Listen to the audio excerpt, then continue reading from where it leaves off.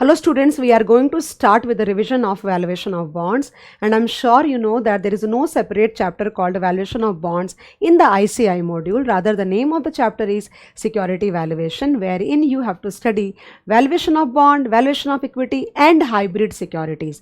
What is hybrid securities? A security which has got the features of both bond and equity. That means there is some amount of cash flows which is like fixed in nature, and there is some portion of the cash flow which is variable in nature like equity. So that is called a quasi instruments or a hybrid security or a convertible bond and a convertible debenture. I am sure intro अच्छा था, आगे बढ़ती हूँ. लेकिन क्या है ना problem कि वैल्यूएशन ऑफ बॉन्ड लाइक इतना बड़ा टॉपिक है, ये अपने आप में इतना बड़ा टॉपिक है कि मर्ज करके पढ़ाएंगे ना तो बहुत लंबा चला जाएगा और बच्चे बोर हो जाते हैं फिर, या फिर बहुत सारी चीज़ें भूल जाते हैं. It is better to break the topic and then teach so that you can hold on, because behaviourally दोनों बहुत डिफरेंट बिहेव करते हैं, सेम बिहेव नहीं करते. ऑफकोर्स ये बहुत इंपॉर्टेंट होगा दैट तुमको टाइम वैल्यू ऑफ मनी आना ही चाहिए. You must know time value of money in order to understand these topics. But उसके अलावा कुछ ज़्यादा कॉमन नहीं मिलेगा तुमको. बिहेवियर बहुत दोनों का डिफरेंट होता है. डिस्काउंटिंग के method, for example bonds are like usually not perpetual in nature. Okay, जिंदगी भर नहीं चलता वो. Equity is by default perpetual in nature only. Okay, so there is some stark difference, some you know kind of some differences which are like very much you can see, मतलब हमें समझ में आता है कि बिल्कुल ही अलग है दोनों. ओके, इसलिए दोनों अलग अलग करके पढ़ाएं सो दैट कि दोनों टॉपिक प्रॉपर डिटेल में भी हो सकता है. अदरवाइज साथ में पढ़ाओ तो डिटेलिंग प्रॉपर नहीं हो पाती. ओके, बिना टाइम बर्बाद करे बिना आगे बढ़ती हूँ. मेनी टाइम्स मुझे ऐसा लगता है कि मुझे कौन से क्वेश्चंस लेना चाहिए था रिवीजन के अंदर में. मुझे वो क्वेश्चंस लेने चाहिए थे जो क्वेश्चन मैं क्लास में कवर नहीं करा पाई, because it has been long time since students have purchase the pen drive. या फिर मुझे वो सम्स कराने चाहिए जो मुझे लगता है इंपॉर्टेंट है. जब मैं इंपॉर्टेंट बोलती हूँ तो ऐसा नहीं कि सिर्फ नए वाले सम्स इंपॉर्टेंट हैं, पुराने वाले ऐसे बहुत सारे सम्स हैं जो बहुत इंपॉर्टेंट है, राइट. तो मैंने थोड़ा मिक्स करने की कोशिश करी and I am sure guys you'd appreciate, because मैंने अपनी तरीके से सम्स की जो सॉर्टिंग करी है. सारा नहीं पढ़ा सकती, देखो रिविजन चल रहा है. वो 10 सम जो मुझे लगता है कि इंपॉर्टेंट है, और इंपॉर्टेंट क्या होता है, जो हमें कम आता है वो इंपॉर्टेंट होता है. चलो आगे आते हैं मुद्दे पे. फर्स्ट क्वेश्चन जो मैंने लिया है वो है immunisation. That means matching of duration of assets with duration of liabilities. In case अगर कोई भी बच्चा ऐसा है जिसको इम्यूनाइजेशन और matching of duration with assets with duration of liabilities का कॉन्सेप्ट नहीं समझता है, देन ही और she should definitely go to my YouTube and try to understand the conceptual understanding of that particular sum, because there is 1 hour full video with detailed example and I'm sure you would not be having any doubt after watching that video. यहाँ पे मैं उतना detail नहीं कर सकती, right, because 1-1.5 घंटे में पूरा मुझे और सारे 10 सम मुझे ख़त्म करने हैं, राइट. कमिंग बैक, फिर भी शॉर्ट में समझाऊंगी. सपोज करो कि मैंने तुमसे पैसा बोरो किया है, ठीक है ना, एंड 4 साल के लिए, 4 years के लिए I have borrowed money from you, and मुझे अगले 4 सालों तक आई हैव टू पे you 10% by default. So of course if there is an agreement between you and me कि मुझे तुमको 10% हर साल देना पड़ेगा, तो तुम मुझसे कम लोगे नहीं, तुम ज़्यादा मांगोगे नहीं, बट तुम कम भी नहीं लोगे, राइट. तो मैं ये चाहती हूँ कि काश मैं ऐसे कोई एसेट में इन्वेस्ट कर देती जो मुझे हर साल 10% देता रहता, तो मुझे 10% आते और मैं तुमको 10% दे देती, राइट. तो in order to hedge this situation मैंने एक बॉन्ड आइडेंटिफाई किया. ओके, और बॉन्ड को जब मैंने आइडेंटिफाई किया तो उसका YTM 10% निकला. दैट मीन्स YTM 10% आने का मतलब क्या होता है, आज YTM 10% आया. आज अगर किसी बॉन्ड का YTM 10% आ रहा है तो इसके बहुत सारे मीनिंग निकलेंगे, और उसकी जो बॉन्ड की मेचोरिटी वो भी 4 साल होनी चाहिए लगभग, राइट, ताकि 4 साल तक वो मुझे 10% में देता रहेगा और मैं तुमको 10% वापस करती रहूँगी, राइट, दैट वे. तो समझो कि मैंने एक बॉन्ड आइडेंटिफाई की जिसकी मेचोरिटी समझो 4 साल है. ओके, एंड उसका YTM आज कैलकुलेट करने से 10% आ रहा है. YTM कैसे कैलकुलेट करते हैं तुम सबको पता होना चाहिए, राइट. आज अगर YTM 10% आती है, इसकी बहुत सारी मीनिंग है, और वो ये मीनिंग है कि बॉन्ड, सबसे इंपॉर्टेंट चीज़ है कि तुम अगले 4 साल तक बॉन्ड को होल्ड करोगे, तुम बीच में बेच नहीं सकते, नंबर 1. नंबर 2, अगले 4 साल तक मार्केट का इंटरेस्ट रेट चेंज नहीं होगा, क्योंकि अगर मार्केट का इंटरेस्ट रेट चेंज होगा तो दिक्कत हो जाएगी. क्यों पता है तुम्हें, बॉन्ड का जो YTM होता है ना, बॉन्ड का जो YTM होता है, ध्यान से सुनना, बॉन्ड के YTM सिर्फ कूपन से नहीं बनता. बॉन्ड के YTM में there are 3 components actually. Number 1 coupon rate, number 2 reinvestment income, and number 3 capital gain.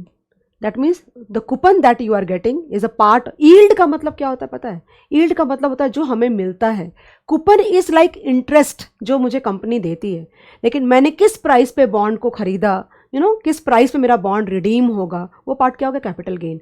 Coupon जो हर साल मुझे सामने जिस कंपनी में मैंने इन्वेस्ट कर रखा है, जिस कंपनी का मैंने बॉन्ड खरीद रखा है, वो मुझे जो मिलेगा वो. ओके ये आई डोंट नो कितने लोगों को ये चीज़ समझती है. मैंने क्लास में हमारे बच्चों को बहुत अच्छा समझता है ये वाला.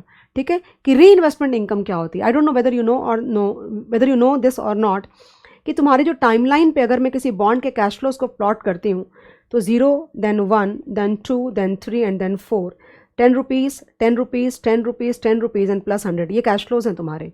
आइडियली जब तुम डिस्काउंटिंग करते हो ना तो तुम ऐसे करते हो, ऐसे ऐसे ऐसे ऐसे. ये पैसों की मूवमेंट एक्चुअली ऐसे नहीं होती है.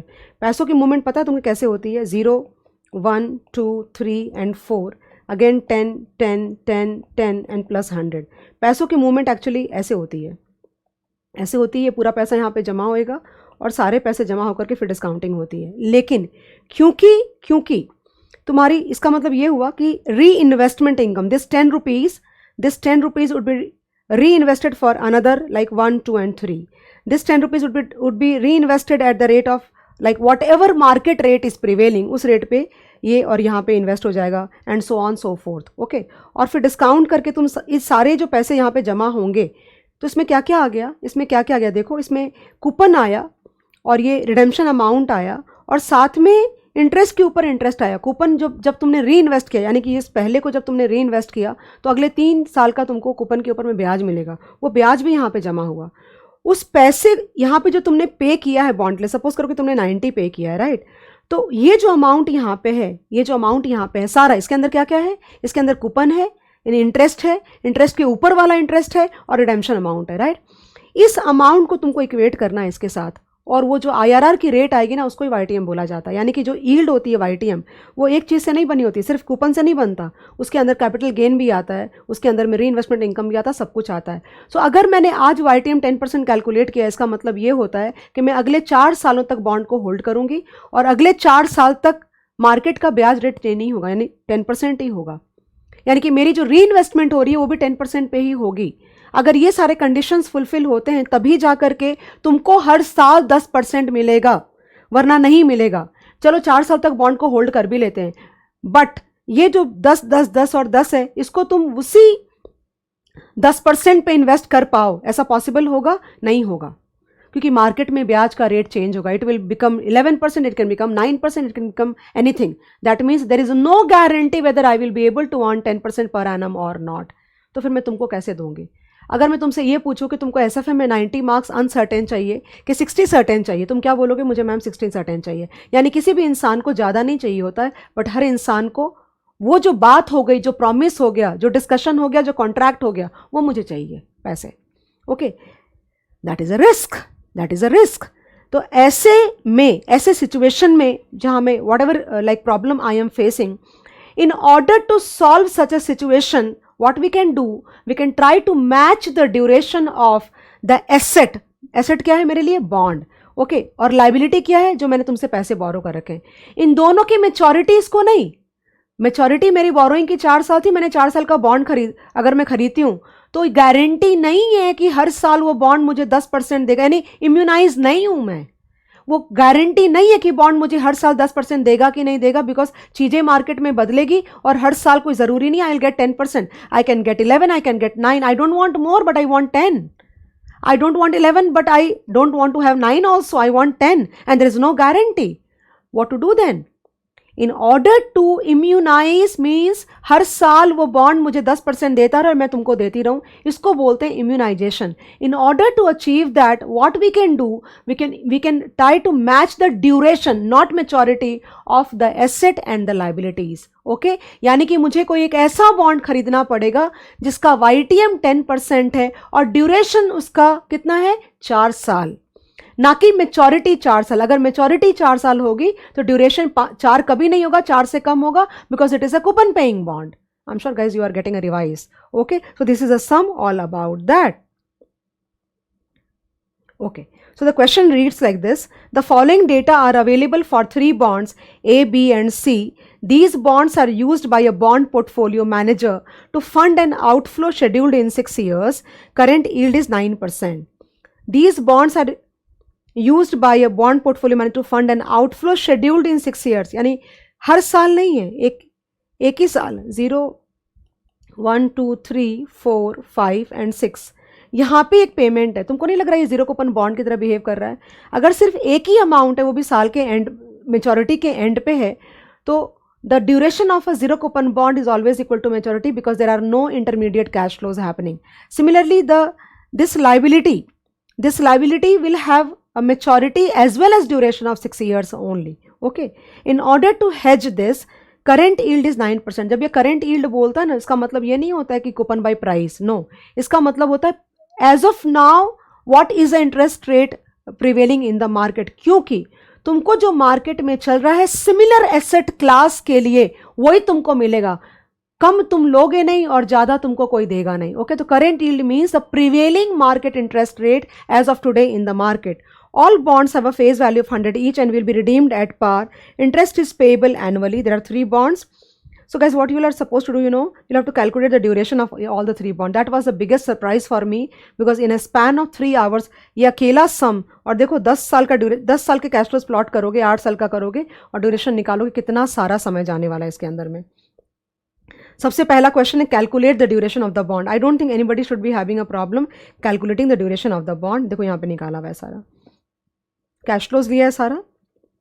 PV factors multiply with the year and then calculate and you are getting an answer of 6.86 years. I am assuming कि तुमको आता है. ये 8 साल का बॉन्ड है. So first column is year, second column is cash flow, then PV factor at the rate of 9%. Because current yield 9% बोला मतलब करेंट वाईटीएम, मार्केट में उस एसेट क्लास के जितने बॉन्ड्स हैं सबका वाईटीएम 9% ही होगा. ओके, फिर उसके बाद उन्होंने निकाला हुआ. तो अगर तुमको इस तरीके से तुम नहीं निकालते, हमारे बच्चे कैसे निकालते पता है? हमारे बच्चे लेंगे ईयर का एक कॉलम लेंगे, देन कैश फ्लो का एक कॉलम लेंगे, then PV at the rate of suppose 9% का कॉलम लेंगे, पीवी वैल्यू यानी दिस इनटू दिस का कॉलम लेंगे, जिसको अपने WI बोलेंगे, and then WI XI, this is your XI. इन दोनों का अपन मल्टीप्लाई करके और इसके टोटल को और इसके टोटल से डिवाइड करेंगे तो ड्यूरेशन आता है. सबको आता होगा ये, किसी से भी पढ़ा हो बच्चे ने, सबको आता होगा ये. ऑल द 3 बॉन्ड्स का हमने क्या किया, हमने ड्यूरेशन निकाल लिया. See here now the second question they are saying, काफ़ी अच्छा सम एक्चुअली है. The bond portfolio manager has been asked to keep 45% of the portfolio money in bond A. Calculate the percentage amount to be invested in bonds B and C that need to be purchased to immunize the portfolio. What are they asking? In order to immunize, DA should be equal to DL.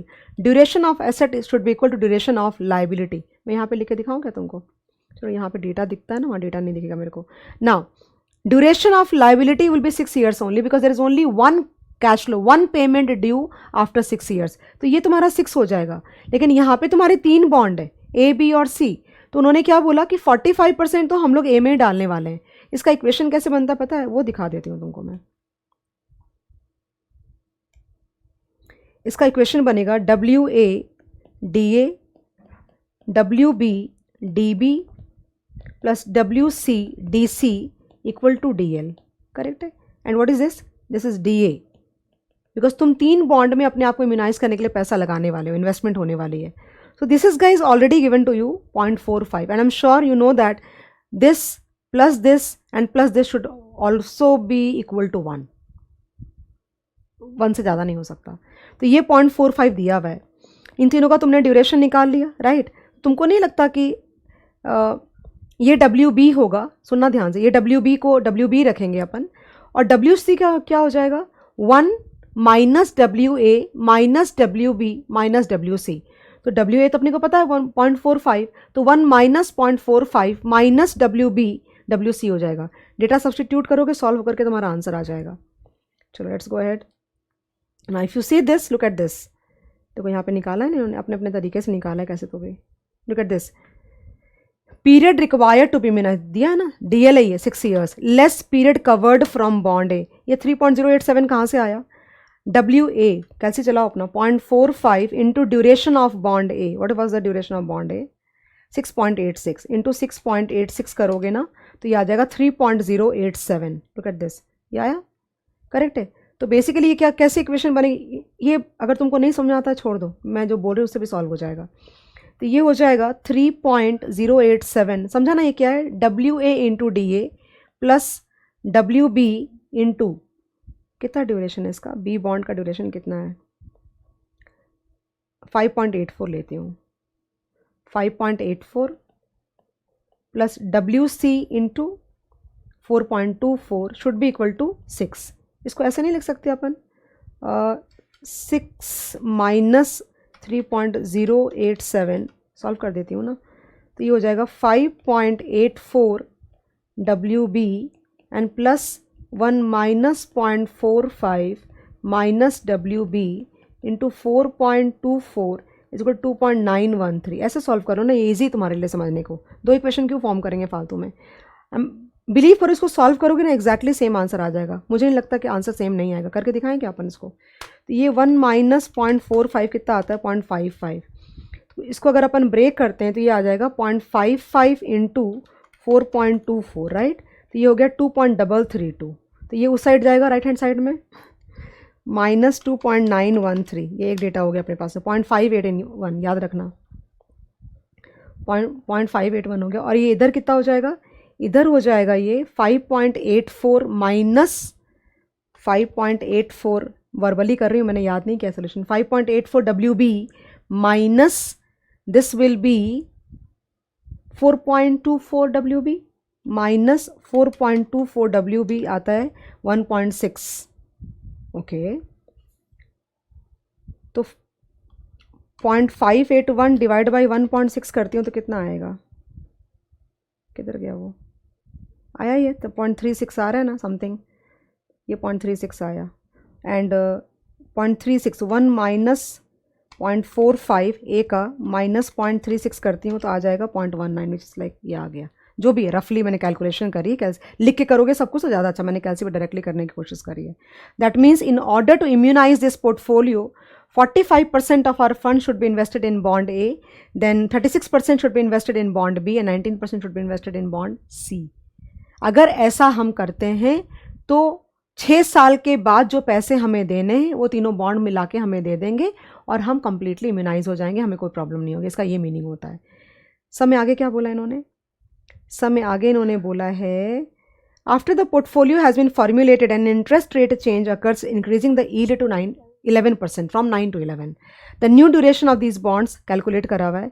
अब क्या बोलेंगे वो लोग पता है तुमको, is the portfolio still immunize, that means DA should be equal to DL। अब क्या करोगे, वो जो तुम्हारे पास में वेट्स है ना 45, 36 and 19, उसमें तुम ये वाला और ये वाला लगाओ तो 6 आना चाहिए आइडली। अगर इम्यूनाइज्ड है तो 6 नहीं आएगा, 6 से जो भी आएगा 6 नहीं आएगा। तो तुम क्या बोलोगे, नहीं इम्यूनाइज्ड नहीं है बिकॉज ये 6 नहीं आया। तो वापस से जो कैलकुलेशन करके तुम लोगों ने जो निकाला था ना WC, सेम कैलकुलेशन करके वापस निकाल के बताओगे कि नहीं अब प्रोपोर्शन को चेंज करना पड़ेगा। पहले प्रोपोर्शन कितना था 45, 36 और 19, अब वो प्रोपोर्शन रखने से काम नहीं चलेगा। ए का तो 45% रखना ही पड़ेगा बिकॉज तुम 3 अननोन वेरिएबल सॉल्व नहीं कर सकते, इसलिए 45% को कांस्टेंट रखो। WB और WC का जो प्रोपोर्शन है वो चेंज हो जाएगा। आई एम श्योर सारा बच्चा समझा बिकॉज मैंने बहुत लेम लैंग्वेज में समझाने की कोशिश। देखो लुक एट दिस, 6.2 आया, right. That means portfolio is not immunized. If it was immunized, the answer should have been with 45, 36 and 19. Look at that. Okay, जो हमने लोगों ने solve किया. And with the new duration because of the, अगर YTM change होगा, common sense लगाओ, अगर YTM change होगा तो PV के factors ही change कर जाएंगे, duration change हो जाएगा। नहीं, portfolio immunized नहीं है, तो you will have to calculate guys. वापस से तुमको ये कैलकुलेट करके WB और WC का आंसर निकाल के देना पड़ेगा। That's it about this sum. But I think that immunization of the bond portfolio, that means DA equal to DL का जो सम है, it is important from the upcoming exam point of view. Please be geared up. I think there are almost like 2-3 sums in the category. ICI के खुद के ही 2-3 सम तो हैं तुम्हारे, वो दोनों तीनों सम देख लोगे तो बहुत अच्छा रहेगा। Next question very very like very easy दो बट न्यू कॉन्सेप्ट। ये है रेपो का सम है गाइज। आई एम श्योर मैंने इसका भी वीडियो अलग से डाल रखा है यूट्यूब के ऊपर में, सेम क्वेश्चन का यूट्यूब पे वीडियो है। यहाँ पे मैं उतना डिटेलिंग नहीं कर पाऊंगी, वहाँ पे मैंने बहुत ज़्यादा डिटेलिंग करी। You can go and watch that video if you understand this question a bit less. Question number 2, Bank A enter into a repo for 14 days and Bank B in 10% Government of India bonds 2028 at the rate of 5.65% for 8 crore, assuming that clean price be the price that does not have accrued interest. I'm sure you know what is accrued interest. अगर नहीं भी पता तो मैं बताने वाली हूँ. Be 99.42 and initial margin be 2% and days of accrued interest be 262 days. You are required to determine dirty price and repayment at maturity. I just read the sum for the sake of it. Concept तुमको समझना पड़ेगा. सबसे पहली बात, repo is an instrument which is like operated in the money market. What is money market? Money market is a marketplace for short-term transactions of money, and the participants are all the banks, the insurance companies, the mutual funds, the NBFCs, RBI, Government of India. तो तुम सोच सकते हो कि volume जो होता होगा पैसों का वो किस लेवल का ट्रांजैक्शन होता होगा, राइट? इसमें रिटेल पार्टिसिपेंट्स नहीं होते हैं. तो रेपो क्या ट्रांजैक्शन होता है वो सुनो. सपोज करो कि मैं ए हूँ और तुम बी हो, मैं ए बैंक हूँ और तुम बी बैंक हो, A and B, right? And मुझे 15 डेज के लिए तुमसे पैसा बोरो करना है, ठीक है? तो I can not borrow like this, मुझे तुमको कुछ कोलेटरल देना पड़ेगा, and that collateral would be what? A government security. Okay, so मैं तुमको गवर्नमेंट सिक्योरिटी दूंगी और उसकी जो वैल्यू होगी सिक्योरिटी की, ओके, आज के दिन उतनी सिक्योरिटी वर्थ ऑफ पैसा तुम मुझे दोगे. दैट मीन्स इसका ये भी मतलब हुआ कि मुझे जितना पैसा तुमसे बोरो करना रहेगा उसके हिसाब से मैं तुमको सिक्योरिटी कोलेटरल के तौर पे दूंगी. After 15 days you will return the money securities back to me, and मैं तुम्हारा पैसा ब्याज के साथ वापस कर दूंगी. इस ट्रांजैक्शन को ही रेपो ट्रांजैक्शन बोलते हैं और कुछ भी नहीं होता है. लेकिन there are a few calculations because the collateral involves the security actually. और वो क्या है वो सुनो. Suppose this is 31st of March, then this is 30th of April, okay, then this is 15th of May, then this is 31st of May, and this is like 30th of September. Possible? This example is not related to this. ये समझ जाएगा तो सब में कुछ बचेगा नहीं समझाने को. Okay, now this security, Government of India security gives coupon twice in a year. One on 31st of March and then again on 30th of September. And हम कहाँ पे खड़े हैं? We are standing here basically. We are standing here. Here. That means the last coupon was paid on 31st of March. That means it has already like 1.5 month is already gone and ये इतना time बचा हुआ है already, right? ठीक है. तो basically guys, I'm sure you know that in a normal security transaction, normal in the bond market, suppose मैं ए हूँ और तुम बी हो, ओके, तो एक सिक्योरिटी मेरे पास में है और वो सिक्योरिटी मैं तुमको बेचना चाहती हूँ. तो तुमको पता है तुम्हें मुझे क्या प्राइस देना पड़ेगा? तुम्हें मुझे देना पड़ेगा इस डेट को जो क्लीन प्राइस है, इस डेट को जो क्लीन प्राइस है बॉन्ड का जो वैल्यू है, प्लस ये पीरियड का अक्रूड इंटरेस्ट. बिकॉज क्योंकि मैंने बॉन्ड को इतने दिनों तक, दैट मीन्स 1.5 मंथ टेंटेटिवली मैंने होल्ड किया है, तो तुमको तो यहाँ पे जाकर के मिलेगा ना कूपन 6 महीने का. अप्रैल, मई, जून, जुलाई, अगस्त, सितंबर. अगर ये सिक्योरिटी मैं तुमको बेच देती हूँ तो तुमको 30th सितंबर को पूरे 6 महीने का कूपन मिलेगा. बट क्या पूरा 6 महीने का तुमको मिलना चाहिए? लेकिन देने वाले को क्या पता, राइट? सो ये प्राइस जिसमें ये वाली चीज़ नहीं होती है उसको बोला जाता है clean price. And this is called accrued interest. मतलब मार्केट में कोई देने वाला नहीं है, बट जब तुम मुझसे ये सिक्योरिटी खरीदोगे ना तो ऑब्वियस सी बात, तुमको तो सितंबर 30th को पूरे पैसे मिल जाएंगे कूपन के. तो जितने दिन मैंने होल्ड किया है ना उस बॉन्ड को या डिबेंचर को, जो भी 1.5 मंथ, उतने दिनों का प्रो रेटा कूपन तुम मुझे दे दोगे, उसको ही बोला जाता है accrued interest. Got the point? So यहाँ पे किन पैसों का ट्रांजेक्शन होगा? यहाँ पे होगा clean price plus accrued interest. वो हो गई वैल्यू ऑफ सिक्योरिटी. ओके, उसके हिसाब से बोरोइंग अमाउंट या लेंडिंग अमाउंट का डिसीजन होगा. वो पैसा तुम मुझे लेंड करोगे और अगले 15 दिनों के बाद उस लेंट अमाउंट पे जो ब्याज होगा उसको बोला जाता है रेपो रेट गाइस. ओके, उस रेट, वो रेट तुम कोट कर दोगे मुझे, जैसे यहाँ पे दे रखा है ना, देखो 10% क्यों दिया हुआ है यहाँ पे अक्रूड इंटरेस्ट के लिए, और 5.65% क्यों दिया हुआ है? For calculation of interest on the borrowed amount. That means जो भी पैसा तुमने मुझे लेंड किया, जितने वर्थ ऑफ सिक्योरिटीज मैं तुमको कोलेटरल दे दूंगी, 15 दिन के बाद जो पैसे तुमसे मैंने बोरो किए हैं उस पर 5.65% का ब्याज लगा के 15 डेज के लिए वो पैसा मैं तुमको वापस कर दूंगी और तुम मेरी सिक्योरिटी मुझे वापस कर दोगे. ये ही पूरी कैलकुलेशन है और कुछ भी नहीं है इसके अंदर में. आई am sure you understood. Let's go ahead. तो मैं क्या लिखा है, assume that clean price is 99.42, ये लिया है इन्होंने। एंड उसके बाद इन्होंने देखो यहाँ पे लिखा हुआ भी है, where is that, and days of accrued interest भी 262 डेज, एंड यहाँ पे लिखा है 360 डेज लो। ओके, तो यहाँ पे 100 is a face value basically for calculation of coupon. Okay, तो 100 इंटू 10% इंटू 262/360, यानी कि जो मैंने 1.5 महीना तुमको बोला ना अक्रूड इंटरेस्ट, तो इसका ही आएगा ना, ये वैल्यू हो गई तुम्हारी एक सिक्योरिटी की। Okay, and what is the boring amount, 8 crore.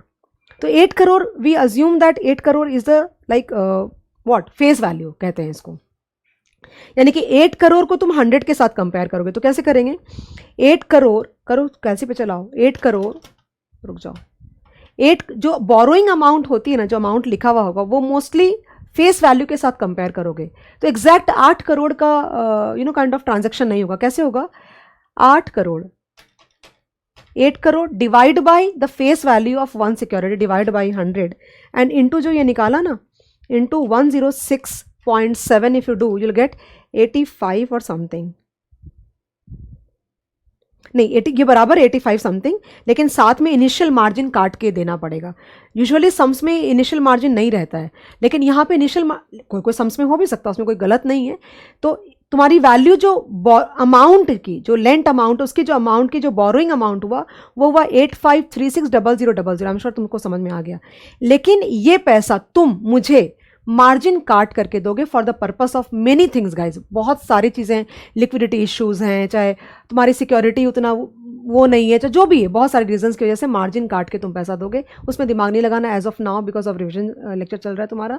तो जो भी उन्होंने परसेंटेज दे रखा है -2% अगर मैं कर देती हूँ तो ये अमाउंट आ जाएगा। देखो आया, मेरी कैलसी पे दिख रहा है 83652800। This is the amount which has been borrowed by me from you. तुमको वो समझा, ये वाला पार्ट ये समझा। So basically clean price plus accrued interest. Okay, तो ये जो 8 करोड़ है इसको किससे कंपेयर करोगे, 100 फेस वैल्यू से, यानी 8 करोड़ को हम फेस वैल्यू अज्यूम कर रहे हैं। 8 करोड़ डिवाइड बाय 100 करोगे तो नंबर ऑफ सिक्योरिटीज आ जाएगी, और उसको फिर इस प्राइस से मल्टीप्लाई करोगे तो अमाउंट टू बी बोरोड आ जाएगा, राइट। 90% सम्स में मैंने मार्जिन नहीं देखा है, हम लोगों ने तो बहुत सारे सम्स किए इस कैटेगरी के अंदर में, I have not seen margin, but इसमें दिया हुआ है तो वो मार्जिन काटना ही पड़ेगा। तो जो भी मार्जिन दे रखा है 2%, it is not our problem, like -2% करोगे तो जो ये इनका आंसर मैच कर गया। सेकेंड लेग देखो, सेकेंड लेग में क्या होगा, जो पैसा बोरो किया गया है उस पैसे पे 14 डेज का इंटरेस्ट लगाकर ये पैसा मैं तुमको वापस कर दूंगी और तुम मेरी सिक्योरिटीज मुझे वापस कर दोगे। एक बात जो मैंने देखी इस सोल्यूशन में, because there is only one sum, एक ही सम है ना इंस्टीट्यूट का इस कैटेगरी के अंदर में, इसलिए यू नो व्हाट हैपेंस कि अगर 2-4 सम होते हैं ना तो हमें पता चल पाता है कि ये लोग क्या रूल फॉलो करते हैं, right. So sorry, okay, so basically I have seen that guys कि ये जो होता है ना तुम्हारा, ये तो तुम्हारा ये जो डे काउंट है ना, ये इसमें 30/360 का डे काउंट चलता है, समझता है। 30/360 मतलब तुमको डिनोमिनेटर में 360 लेना है और न्यूमरेटर में तुमको 30 राउंड ऑफ करके ले, भले वो 31 हो चाहे वो 30 डेज का मंथ हो। तो this is the day count convention.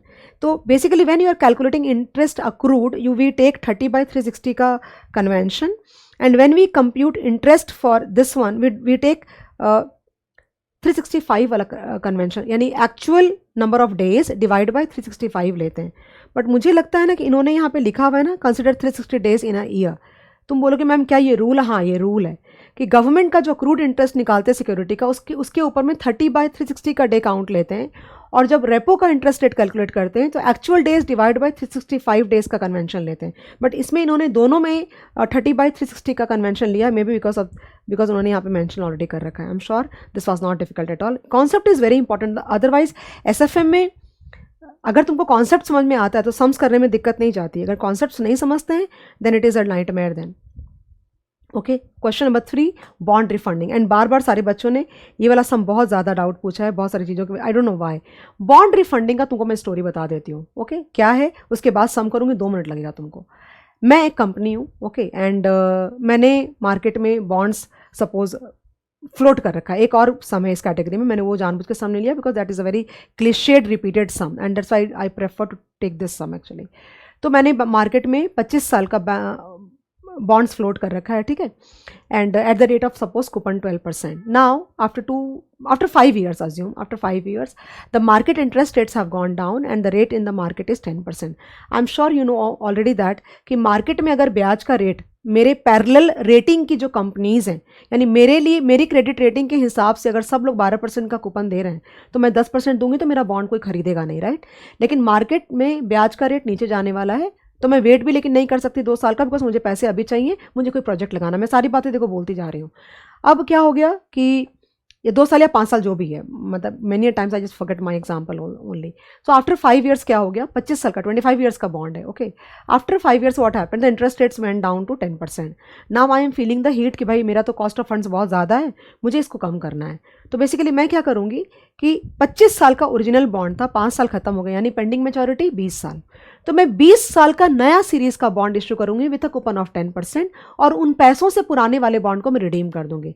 तुमको मैं एक बात बहुत इंपॉर्टेंट बता दूं, ये जो चीज़ है ये आरबीआई इंडिया में बैन कर रखी है. इंडिया में अगर तुमको बॉन्ड को रिडीम कराना है लोगों के, तो कंपनी में पैसे कमा करके आप पे करो और वो भी ट्रांचेस में आप पे बैक करो. आप इस तरह से नई सीरीज, अब कल को ब्याज का रेट अगर 8% हो गया तो ये लोग क्या करेंगे, फिर से नया बॉन्ड इशू करेंगे और सेकंड वाले को भी रिडीम करा देंगे. तो आरबीआई ने ये अब बैन कर दिया, कोई कंपनी नहीं कर सकती. बट कंसेप्चुअली एसएफएम का एक कॉन्सेप्ट है जो कि हम पढ़ सकते हैं, ओके. तो ये हो गया तुम्हारा. उसमें पूछेगा तुमसे कि कंपनी को ये करना चाहिए कि नहीं करना चाहिए. तो इसकी जो डिसीजन होती है वो एनपीवी के मेथड से करते हैं, बॉन्ड रिफंडिंग बोलते हैं इसको, एनपीवी और बॉन्ड रिफंडिंग. तो एनपीवी कैसे निकालते हो, present value of inflows minus outflow. तो प्रेजेंट वैल्यू ऑफ इनफ्लोज इस केस में क्या होगा, अगले 20 साल तक जो तुम 2% ज़्यादा पे कर रहे थे, वो जो सेव होगा तुम्हारा, वो तुम्हारा हो गया प्रेजेंट वैल्यू ऑफ इनफ्लोज. और आज बॉन्ड को वापस करने के लिए, यानी सबको पैसे वापस करने के लिए तुमको बहुत सारी चीज़ों का लेना देना करना पड़ेगा, वो तुम्हारा आउटफ्लो हो गया. तो चेक कर लो तुम्हारी सेविंग्स ज़्यादा है कि तुम्हारा खर्चा ज़्यादा है, and that will be your decision. लेकिन इस सम को मैंने बच्चों को एक फॉर्मेट में सिखाया है, एक प्रॉपर फॉर्मेट में सिखाया है. And I am sure guys, मुझे लगता है कि मैंने अपने फॉर्मेट में ये सोल्यूशन दिया, बिकॉज इंस्टीट्यूट का अगर सोल्यूशन देखोगे तो उन्होंने अलग तरीके से किया. क्या है फॉर्मेट, वो सुनो. कि जैसे सबसे पहले इनिशियल फ्लो कैलकुलेशन, ओके, मैं पूरी स्टोरी बताती हूँ, फिर सम को 2 मिनट लगेगा मुझे. तो सबसे पहले क्या होगा कि तुमको जब नया bond, if when you are issuing a new bond, तुमको फ्लोटेशन कॉस्ट तुमको पे करना पड़ेगा, राइट. तो फ्लोटेशन कॉस्ट तुम्हारे घर से जाएगा, that will B an outflow. उसके बाद जो पुराने बॉन्ड्स हैं उनको रिडीम कराने के लिए तुमको सामने वाले को प्रीमियम पे करना पड़ेगा in order to make them like comfortable. तो वो जो प्रीमियम का खर्चा है वो बहुत बड़ा होगा, बट वो प्रीमियम का तुम पीएनडल में टैक्स सेविंग कर सकते हो. तो पोस्ट टैक्स प्रीमियम कॉस्ट वो तुम्हारा खर्चा होगा. उसके बाद तुम्हारा नए बॉन्ड्स पर फ्लोटेशन कॉस्ट पे करना पड़ेगा, वो तुम्हारा खर्चा होगा. अगर तुम्हारे दोनों बॉन्ड्स ओवरलैप कर रहे हैं, यानी कि नया पैसा आएगा और पुराने वाले को हम तुरंत निकाल देंगे, ऐसा पॉइंट टू पॉइंट मैच तो नहीं करेगा ना, कुछ ओवरलैपिंग पीरियड रहेगा. तो वो जो ओवरलैपिंग पीरियड होगी 2-3 महीने की, उसमें जो तुमको पुराने वाले बॉन्ड्स को कूपन देना पड़ेगा, वो भी तुम्हारा खर्चा हो गया, ओके, वो देना पड़ेगा.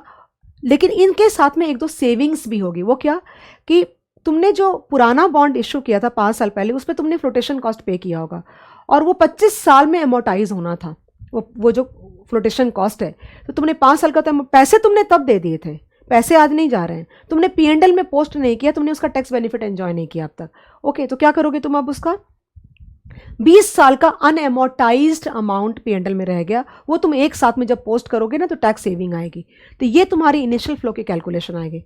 अब मुझे लगता है मुझे पढ़ना चाहिए क्योंकि इतना डेटा तुम रिटेन नहीं कर पाओगे, I think so. ABC Limited has 300 million 12% bonds outstanding with 6 years remaining to maturity. Okay, इस समय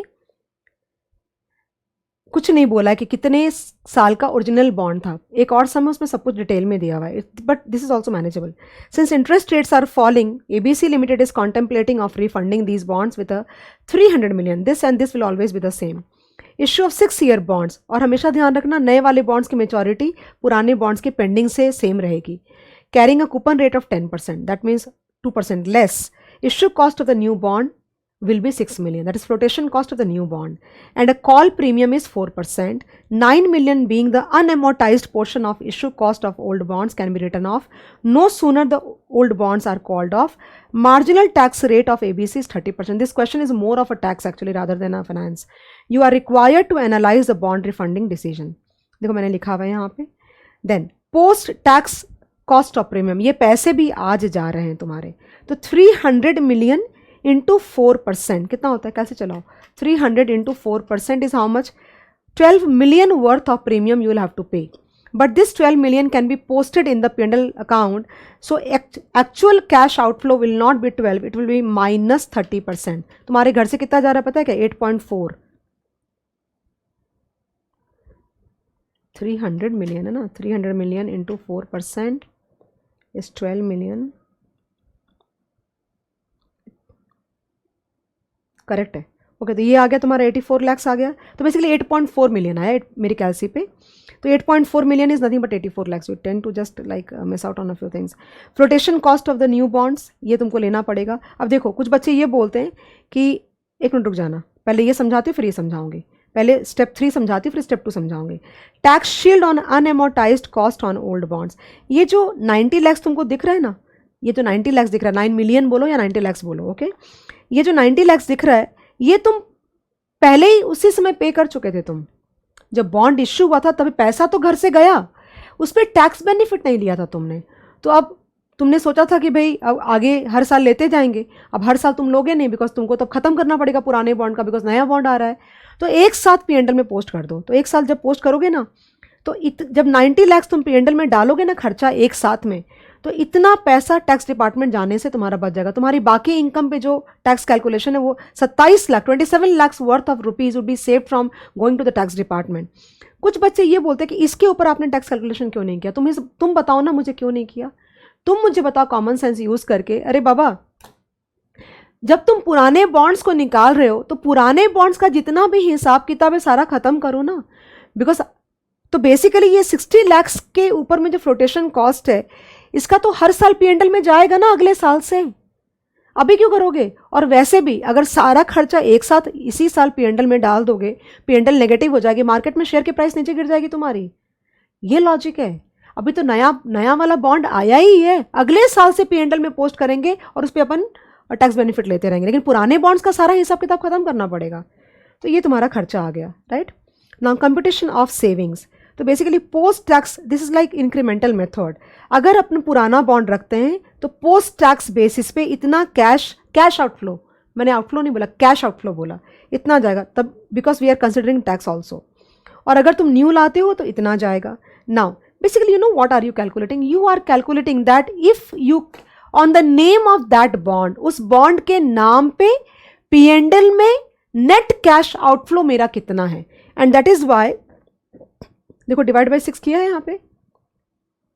अगर तुम इस बॉन्ड को रखते तो ये 90 lakhs डिवाइड बाय 6 हर साल पोस्ट होता per annum, because you are calculating that अगर हम पुराना वाला बॉन्ड रखते हैं तो पर एनम हमारे घर से नेट खर्चा कितना होगा। तो ये तो टैक्स शील्ड हो गई तुम्हारी, और ये तुम्हारे घर से जाएगा। सिमिलरली तुम ये निकालोगे। अब दोनों का डिफरेंस ले लो, दोनों का डिफरेंस से क्या आएगा, incremental post tax saving per annum, okay, and that saving will keep happening for 6 years। इसकी पीवी निकालो। ये रेट कहाँ से आया, ये सबसे बड़ा, this is biggest question actually. So basically in a question of bond refunding, if they have not given you the discounting factor for computing the present value of savings, the coupon rate minus tax rate you can use to discount the cash flows. 10% minus 30% is 7%, and we are sorted. I'm not explaining further because I assume that you are like, मैंने देखो यहाँ पे लिखा भी है, मैंने लिखा भी है, since the NPV is positive we recommend the company to go ahead for the bond refunding. Okay, question number 4 guys, ये है spot and forward rate and bootstrapping का सम है। The following is the yield structure of AAA rated debenture, 3 months, 6 months, 1 year, 2 year and 3 years and above। तुमको पता है ये diagram अगर मैं बनाऊँ ना तो ऐसा बनता है। ये अपवर्ड क्या होता है पता है, यील्ड कर्व क्या होता है, गवर्नमेंट सिक्योरिटीज़ होती हैं बहुत सारी, 2 साल की, 4 साल की, 5 साल की, 10 साल की, 20 साल की, 25 साल की, डिपेंडिंग ऑन, राइट। तो जब गवर्नमेंट की किसी और की नहीं, गवर्नमेंट की, it has to be AAA rated, government की सिक्योरिटीज़ को, ये देखो मैं डायग्राम बनाऊँ ना, wait a minute, what happened? So basically this is maturity and this is yield guys, means x axis पे मैं ले रही हूँ maturity and y axis पे मैंने लिया है yield, okay।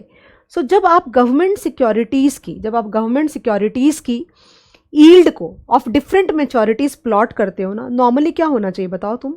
नॉर्मली ये होना चाहिए कि मतलब I don't know how to like explain you. Basically इसका ये मीनिंग हुआ कि अगर मैं किसी को 2 साल के लिए पैसा देती हूँ, ओके, और किसी को 4 साल के लिए पैसा देती हूँ, तो किस में मुझे ज़्यादा डर लगेगा? Naturally I would be more scared where I lend for 4 years, because मेरा पैसा मुझसे ज़्यादा दूर चला गया, तो ऑब्वियस ही बात उसका ब्याज ज़्यादा होगा। Okay, so naturally if the government security आज से अगर शुरू करते हो तो 2 year, 3 year, 4 year, 20 year, 10 year, whatever. So as the maturities will increase, the yield should ideally increase in a normal scenario, right? And that is why this curve is an upward rising curve. Okay, so this 1 year, suppose 2 years, suppose 3 years, suppose if I write suppose 10%, then 11%, then 12%, we can do that, right? तो basically ये क्या concept पता है, मैं समझा देती हूँ तुमको कि अगर मैं टाइमलाइन पे सपोज ये करती हूँ, let's change the colour. So suppose this is 0, then this is 1। मेरी ड्राइंग बहुत ख़राब है, तो मेरा बेटा मुझसे प्रोजेक्ट्स नहीं बनवाता बिकॉज उसको लगता मैं उससे भी ख़राब प्रोजेक्ट बना दूँगी। So I don't know, maybe काम हो जाता है, बस इतनी बात है। So this is like R01। What do you mean by R01? 0 पे स्टार्ट, 1 पे ख़त्म, 0 coupon bond, okay. Then R02 like this is 11%, this 10%, and this is R03। So basically ये कॉन्सेप्ट क्या है, खाली शॉर्ट में समझ लो। ये कॉन्सेप्ट ये बोलता है कि अगर तुम्हें R01 पता है, that means spot rate of 1 year, R02 spot rate of 2 years, यानी 0 पे शुरू और 2 पे ख़त्म। यानी कि अगर मैं पैसा 2 साल के लिए इन्वेस्ट करना चाहती हूँ तो मेरे पास 2 ऑप्शन है, या तो मैं एक साथ 2 साल के लिए पैसे डाल दूँ, या फिर मैं 0 पे डालूँ, 1 पे निकालूँ और वापस उसको 1 साल के लिए डालूँ। दोनों में आंसर सेम होना चाहिए, वरना आर्बिट्राज होगा। वापस रिपीट नहीं कर रही, वरना तुम कंफ्यूज कर जाओगे। तो अगर तुम्हारे पास में R01 और R02 है तो तुम ये वाला पार्ट निकाल सकते हो ना। अगर तुम्हारे पास में एक बड़ी लाइन है, ये वाली तुम्हारे पास बड़ी लाइन है, और ये तुम्हारे पास में छोटी लाइन है, तो तुम ये वाला निकाल सकते हो ना। R02 अगर तुम्हारा 11%, ये 11% बोला ना मैंने, और ये 10% है, तो कैसे निकालोगे? कॉमन सेंस लगाओ। If you want to invest for 2 years, then 11 + 11 you will get what 22% मिलेगा तुमको 2 साल। रेट्स हमेशा पर एनम कोट होती है, पूरे 2 साल का 11 नहीं होगा कभी भी। तो 11 + 11 2 years का 22%, रफ कैलकुलेशन है, okay.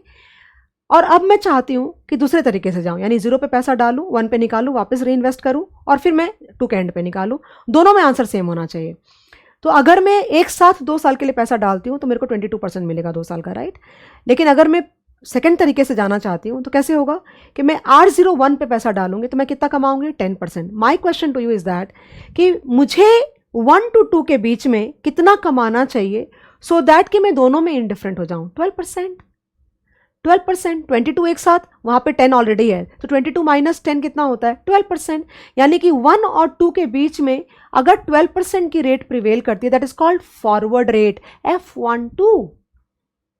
That means if F12 is 12%, then we would be indifferent between the two choices and there would be no arbitrage. Okay? बस वही निकालने बोल रहा है, उसको कुछ नहीं बोलते, और कुछ भी नहीं बोल रहा है समय। देखो क्या बोला है, based on expectation theory calculate the implicit 1 year forward rate in year 2 and year 3. Okay, so look at this. अगर तुम चाहो ना, देखो यहाँ पे क्या निकालना है पता है? इन year 2 and year 3 निकालना है। Okay, that means in year 2 का मतलब पता है क्या हुआ, और क्या बोला? 1 year, यानी 1 साल का फॉरवर्ड रेट। तो इन year 2 का मतलब हुआ F12 और इन year 3 का मतलब हुआ F23। ओके, नाउ अब डायग्राम से ही सॉल्व करना सबसे आसान होता है। अब ये वाला कैसे निकालोगे? सपोज तो ये कहाँ, मैं हटा दूँ इसको हटा देती हूँ, रुक जाओ।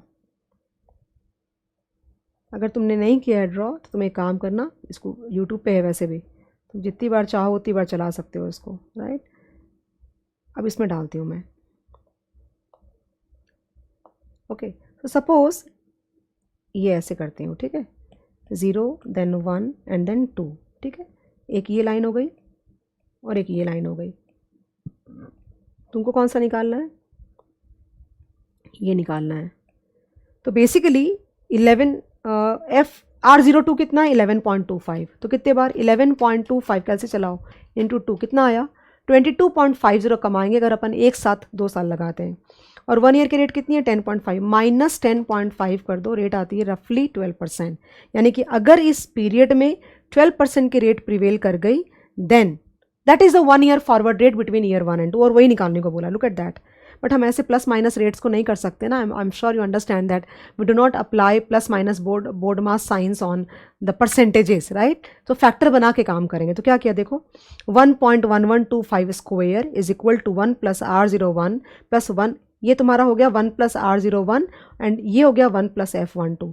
यानी कि पहले यहाँ पे पैसा लगाओगे, यहाँ पे लगाओगे, यहाँ पे निकालोगे और उस पैसे को वापस यहाँ पे री इन्वेस्ट कर दोगे। तो क्या रेट प्रिवेल करनी चाहिए सो दैट कि मैं दोनों चॉइसेस में बराबर हो जाऊँ 12%। सिंपल तो भी आएगा। F23 कैसे निकालोगे देखो यहाँ पे 0 देन 1 देन 2 देन 3, तो ये हो गया तुम्हारा एक रेट, ये हो गई तुम्हारी एक रेट और ये हो गई तुम्हारी रेट। क्या निकालने को बोला उन्होंने ये निकालने को बोला है।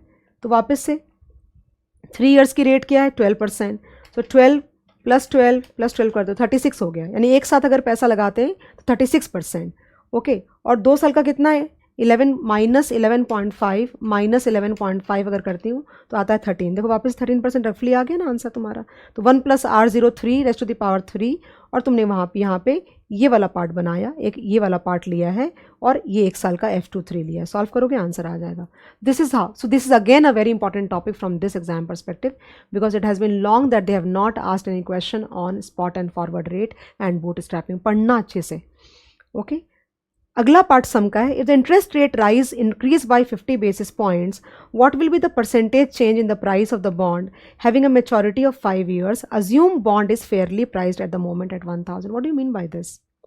इस लाइन का मतलब क्या होता है? जब बॉन्ड फेयरली प्राइस्ड होता है इसका मतलब वो फेस वैल्यू के बराबर है, और अगर कोई बॉन्ड फेस वैल्यू के बराबर होगा देन बाय डिफॉल्ट इसका मीनिंग होता है that coupon rate and YTM are same. That means compounding and discounting factors are same.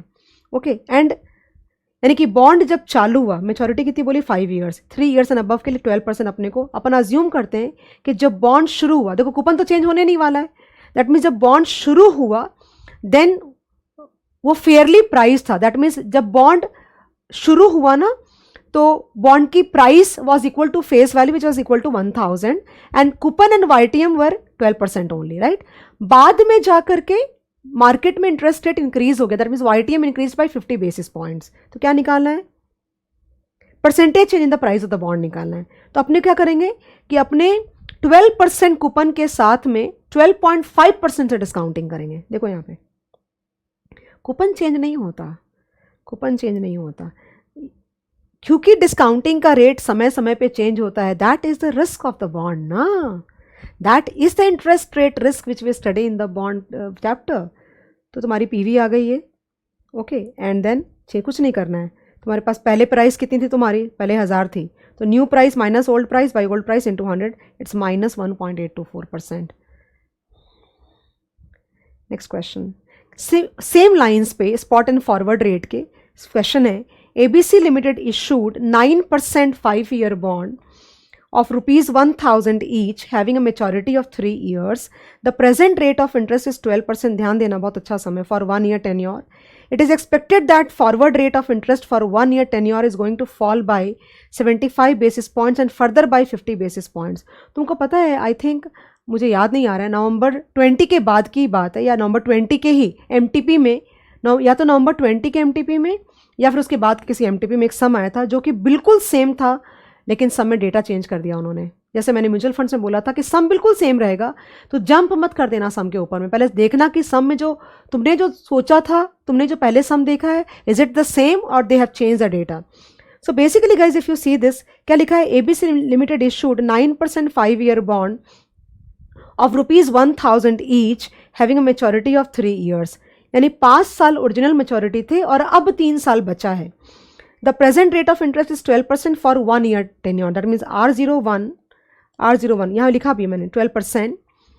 It is expected that forward rate of interest for 1 year tenure is going to fall by 75, that means 12 minus 0.75। लेकिन पता है तुम्हें ये F1 to F23 आ रहा है, वो जो सम आया था MTP का, मैं बता नहीं पा रही हूँ अभी तुरंत में, वो सम के अंदर में उन्होंने ना स्पॉट रेट ही दिया था, फॉरवर्ड रेट नहीं दिया था। तो ये ध्यान रखना कि 2 स्पॉट में से फॉरवर्ड निकाला जाता है, और अगर 2 स्पॉट होगा तो forward, are you getting the point? मेरे कहने का मतलब है कि 2 स्पॉट अगर तुम्हारे पास में रहेंगे तो उसमें से फॉरवर्ड कैलकुलेट करोगे तुम, और अगर फॉरवर्ड रेट होगा तो बेसिकली तुम इसको और इसको कंबाइन करोगे ना तो R02 बनेगा, पता है तुम्हें? और इन तीनों को कंबाइन करोगे तो R03 बनेगा, दोनों में डिफरेंस है बहुत। तो they have said that further by 50 basis points for every next year in future for the same tenure, the bond has a beta value of this intrinsic value of the bond. So basically guys, in a normal scenario जब तुम bond की valuation करते हो तो सारे cash flows को, यानी if the bond is of 5 years, तुम बॉन्ड के सारे कूपन्स को एक ही YTM से डिस्काउंटिंग फैक्टर डिस्काउंट करते हो। तुम क्या अज्यूम करते हो? Flat yield curve.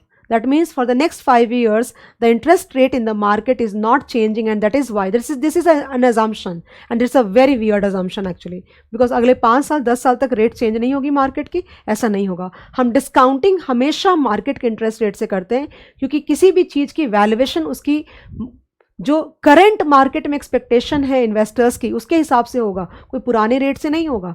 बट जब तुम एक YTM से सारे कैश फ्लोज को डिस्काउंट करते हो तो बाय डिफॉल्ट तुम ये अज्यूम करके चलते हो that the interest rates are not going to change, that means you are assuming a flat yield curve. But in the questions of spot and forward rate and bootstrapping, we do not assume a flat yield curve, rather we assume an upward rising curve. यानी कि पहले साल के coupon में मुझे कम डर है और दूसरे साल के कूपन में मुझे ज़्यादा डर है, या फिर ऐसे भी हो सकता है, यील्ड कर्व ऐसे भी हो सकता है, मैं नहीं कह सकती, ऐसे भी हो सकता है। बट मेरे कहने का सिर्फ एक ही मीनिंग है, यील्ड कर्व इन्वर्टेड भी हो सकता है, यानी कि फर्स्ट ईयर कैश फ्लोज की डिस्काउंटिंग तुम ज़्यादा रेट से करोगे और सेकंड ईयर की डिस्काउंटिंग तुम कम रेट से करोगे, वो मैं नहीं बोल सकती। जो समय दिया, कहने का एक मतलब है फ्लैट यील्ड कर्व अज्यूम नहीं करोगे, रेट्स हर साल की अलग अलग होगी। ओके, सो नाउ हियर देखो मैंने लिखा है यहाँ पे, the sum is based on the concept of upward rising curve. We need to discount the cash flows of different years with different rates, not upward rising, it should be downward sloping curve. क्यों downward? क्यों? Rate कम हो रही है ना तुम्हारी, देखो rate कम हो रही है, ये डाउनवर्ड स्लोपिंग आएगा, अपवर्ड नहीं आएगा, टाइपिंग एरर है ये। ओके, तो यहाँ पे रेट निकाला तुमने, रेट निकल गई R02, ये 11.62 आ गया। कैसे? 1 + R02, मैंने बोला ना तुम कंबाइन कर, देखो 1 + R02 स्क्वायर 1 + R01, इनको कंबाइन करोगे तब जा करके ये आएगा। अगर सम में उन्होंने ये वाला दिया होता तो हम ये कैलकुलेट करते हैं यूजुअली, राइट? बट तुमको R01 और F12 दिया है तो हम R02 कैलकुलेट करेंगे। क्यों करेंगे? 3 साल का बॉन्ड है, 0 then 1 then 2 and 3। Cash flows क्या है इसके? 9% है, तो 90 हो गया ना, तो 90 एंड 90 + 1000। अगर नॉर्मल सम होता तो एक ही रेट से डिस्काउंटिंग होती, लेकिन क्योंकि ये स्पॉट एंड फॉरवर्ड रेट का सम है तो इसकी डिस्काउंटिंग होगी R01 पे, इसकी होगी R02 पे, और इसकी होगी R03 पे। देखो निकाला ना, ये R02 देखो किया ना, 1.246। सिमिलरली ये टोटल है।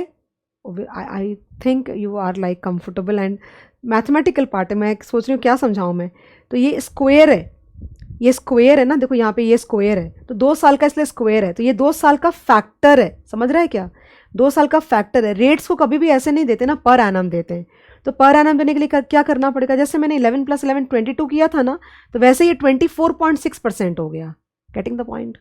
तो इसको जब 1/2 करोगे ना और -1 × 100 करोगे तो 11.62% पर एनम आ जाएगा। Okay, similarly you can not, तुमको पता है एक कैच है इसमें। कैच क्या है कि तुम 1/2 तो तुमने कर लिया, 1/3 अनलेस अनटिल तुमको एक मेथड होता है तुम्हारे नॉर्मल क्लासे पे, वो अगर नहीं आता है तो तुम नहीं निकाल पाओगे, राइट? लेकिन मेरा एक बात और भी बोलना है कि अगर मुझे ये 90 की डिस्काउंटिंग R01 से करनी है, इसकी R02 स्क्वायर से करनी है और इसकी R03 स्क्वायर क्यूब से करनी है, तो अपन ना ये वाली चीज़ कर ही क्यों रहे हैं? करने की जरूरत ही नहीं है ना अपने को। तुमको समझ आ रहा है? तुम पहले पर एनम निकालोगे और उसके बाद तुम वापस से 1.1162 करोगे, तो वही जो वैल्यू आई वही बिठा दो ना, 3 साल की, यहाँ पे 3 साल की बिठा दो और ये आंसर आ गया। I hope guys you got it. कोई डाउट है तो पूछो मेरे को। So basically if the question is of spot and forward rate, okay, तो मैं ये नहीं बोल रही कि रेट अपवर्ड राइजिंग कर्व ही होगा या डाउनवर्ड स्लोपिंग होगा, फ्लैट यील्ड कर्व का सम नहीं होगा वो। अगर तुमको पीवी निकालना है किसी बॉन्ड का तो तुमको अलग, हर कैश फ्लो को तुमको अलग अलग रेट से डिस्काउंट करना पड़ेगा। Okay, so in this sum they gave you R01, okay, and then they give you ये वाला दे दिया, तो तुम जब इसको और इसको कंबाइन करोगे तो इसकी वैल्यू निकल जाएगी, करेक्ट ना? मैं एक और लेती हूँ, रुक जाओ। हाँ, और जब तुम इसको और इसको कंबाइन करोगे, R01 F12 एंड F23 को कंबाइन करोगे तो R03 आ जाएगा तुम्हारा। तो रेट्स में यहाँ पे मैंने 1/2 लिया। मैं तुमको ये बोल रही हूँ कि जब मुझे तो वैसे भी 1 + R02 होल स्क्वायर ही चाहिए ना, क्यों चाहिए? बिकॉज 2 साल की डिस्काउंटिंग है यहाँ पे, तो मुझे ये करने की ज़रूरत ही क्यों है? नहीं करो ना, 1.246 लगाओ और 1.380 लगाओ, तुम्हारी वैल्यू आ गई, और उसको बीटा से निकाल मल्टीप्लाई करोगे तो मार्केट प्राइस आ जाएगी। We need practice guys, definitely we need some practice for that matter. एक सम जो आया था MTP का, मैं बोल रही थी, बिल्कुल सेम सम था, there was no change in the data and the presentation specially, so we get confuse because of the photogenic memory also. तो बच्चे एकदम जंप कर गए उसके अंदर में। देन उसके बाद ध्यान से देखने के पता चला कि जैसे यहाँ पे व्हेन वी R01 में से हम वो जो बेसिस पॉइंट्स माइनस कर रहे हैं तो फॉरवर्ड रेट आ रहा है, राइट? और R01 and forward rate F12 को मिला करके हमने 1 + R02 बनाया, right? And R01 F12 and F23 को मिला करके हमने 1 + R03 बनाया, because we needed that, right? वो वाले सब में स्पॉट रेट्स ही दिया, यानी R01, R02, R03 दिया है। आई एम श्योर अगर उन्होंने स्पॉट रेट्स दिया है तो पक्के से सब में वो लोग फॉरवर्ड रेट निकलवाएंगे। तो कंफ्यूज नहीं करना, डेटा को ध्यान से देखना, पेपर में बिल्कुल दिखने में सेम सम था वो, मगर चेंज कर दिया डेटा उन्होंने। So don't that again saying the same thing, you would not commit a mistake if you are like conceptually very sound. अगर conceptual clarity नहीं है तो पक्का तुम go up करोगे। इस मोमेंट पे एग्जाम के 20 दिन पहले तुम मुझसे ये एक्सपेक्ट नहीं कर सकते कि मैं तुमको एक एक चीज़ का मीनिंग बताऊं, पढ़ाऊं तुमको, ये नहीं पॉसिबल होगा, तुम भी जानते हो ये चीज़, राइट? और अगर फिर भी तुमको दिक्कत आ रही है तो मुझे बताओ, I will try to do something out of it, right? Question number 6. This question and the question after this is like convertible debentures के बारे में। तो ये आगे बढ़ने के पहले I would want to again give you some storyline, and because ऐसे सम्स को डिस्कस करना मुझे पसंद नहीं आता बिल्कुल भी। तो क्या होता है कन्वर्टेबल डिबेंचर या कन्वर्टेबल प्रेफरेंस शेयर्स, पहले वो सुनो। ओके, सपोज करो, डायग्राम ड्रॉ करने दो, हमारे बच्चे जानते हैं डायग्राम क्या है। 0, 1, 2, 3 एंड 4, ये 5 या फिर 5। सो बेसिकली ये कैश फ्लो कूपन है, बेसिकली एक बॉन्ड यहाँ पे है, एक बॉन्ड है यहाँ पे, which is like it is never compulsorily convertible, it is always optionally convertible debenture. तो कोई एक डेट को या कोई मेचोरिटी डेट को you have a choice. Suppose मैं कंपनी हूँ और तुम इन्वेस्टर हो, तो तुम्हारे पास में ये चॉइस है कि तुम चाहो तो अपने बॉन्ड को certain number of equity shares में कन्वर्ट कर सकते हो, और वो नंबर यहाँ पे ही डिसाइडेड होगा, ऐसा नहीं कि वहाँ पे जाकर डिसाइड होगा। तो ये जो ब्रांच है तुम्हारी ऊपर वाली, ब्रांच ए बोलो एंड ब्रांच बी बोलो, तो branch A is like suppose 10 rupees 10 rupees 10 rupees 10 rupees and plus 100, समझा तुमको? This branch is basically behaving as if like a NCD, non convertible debenture. And यहाँ पे मैं लिखूँ 10 प्लस सपोज 5 into MPS, ऐसे लिख सकती हूँ ना। That means you can convert those that bond of 100 face value into 5 shares where the face value of each share will be 20 rupees, right? तो तुम कब कन्वर्ट करोगे, कब कन्वर्ट नहीं करोगे? अगर तुमको ये वाली चीज़ इससे ज़्यादा 100 रुपये से ज़्यादा मिल रही होगी तो कन्वर्ट करोगे, बिकॉज उसको बेच के तुम ज़्यादा पैसा कमा सकते हो। सपोज अगर 100 फेस वैल्यू है और 5 शेयर में कन्वर्ट हो रहा है तो 20 रुपीज़ का फेस वैल्यू हुआ। अगर मार्केट में प्राइस 30 रुपीज़ है तो 30 into 5 कितना होता है? ज़्यादा होता है, 100 से ज़्यादा होता है, राइट? तो डेफिनेट सी बात है 30 into 5 150 होता है, तो तुम बेचोगे ना, बिकॉज तुमको 100 की जगह 150 मिल रहा है, right? So the upper branch is like behaving like a NCD, non convertible debenture, and this is the bond with convertible feature. नीचे बी वाली जो तुमको दिख रहा है, पूरे कैलकुलेशन इसके साथ में घूमते हैं। अब अगर तुम गहराई से सोचोगे ना, if you think like a bit more, you will realize that कि इवेंचुअली अगर मैं ये बॉन्ड यहाँ पे खरीदती हूँ तो ये बॉन्ड नहीं, एक तरह से ये शेयर ही है, 5 शेयर है, जो कि मतलब एक ये बॉन्ड बाद में जाकर के 5 शेयर में कन्वर्ट हो जाएगा, मेरे कहने का मतलब ये। लेकिन यहाँ पे मैं 5 शेयर खरीदूँ या फिर मैं बॉन्ड खरीदूँ, दोनों बातें एक नहीं है। बिकॉज अगर मैं यहाँ पे 5 शेयर खरीदती हूँ तो ये जो कैश फ्लोज की मुझे गारंटी हो रही है ना, ये मुझे नहीं मिलेगा।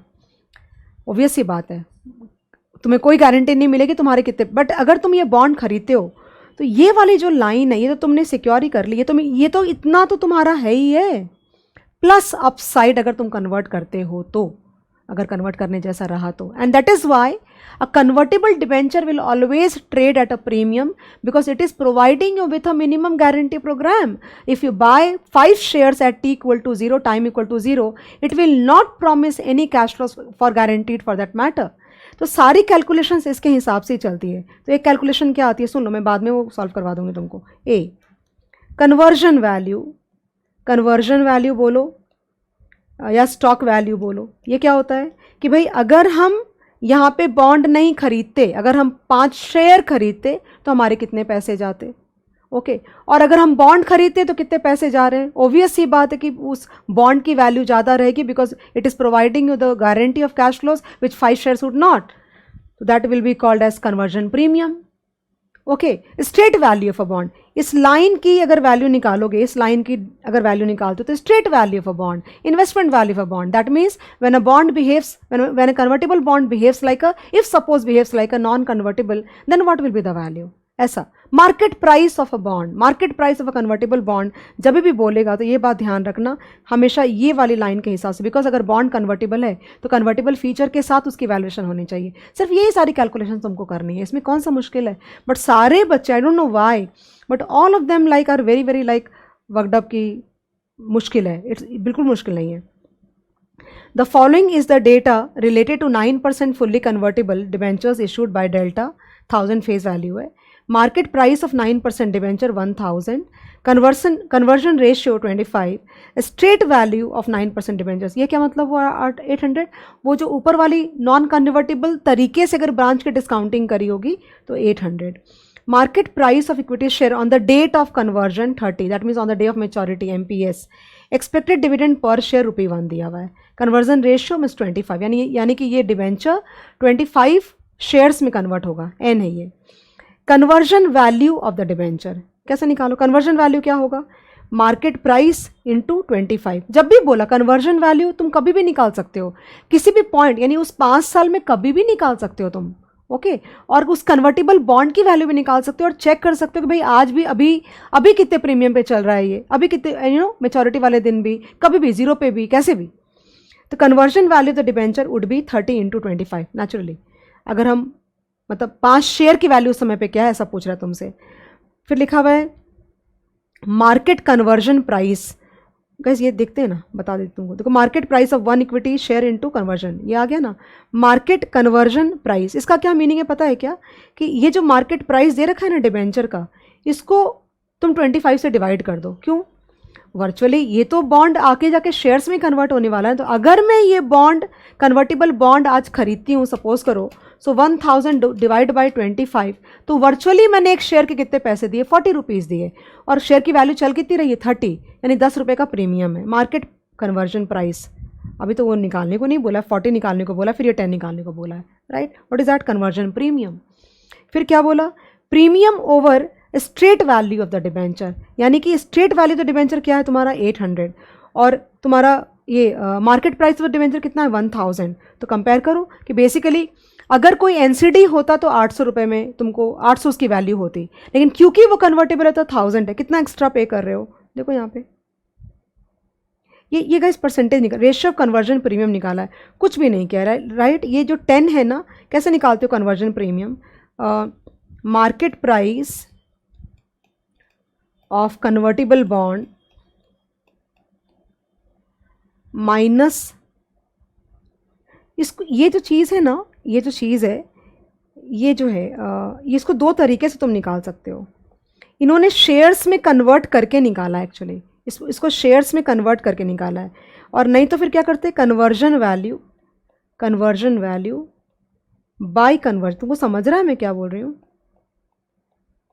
Market price of the convertible bond कितना है 1000, कैसे चलाओ, यानी कि मेरे कहने का मतलब है कि या तो 25 शेयर जो जितने नंबर में कन्वर्ट होने वाला है उसको अगर शेयर की प्राइस से मल्टीप्लाई करोगे तो बॉन्ड की वैल्यू के पैरेलल हो जाएगा वो।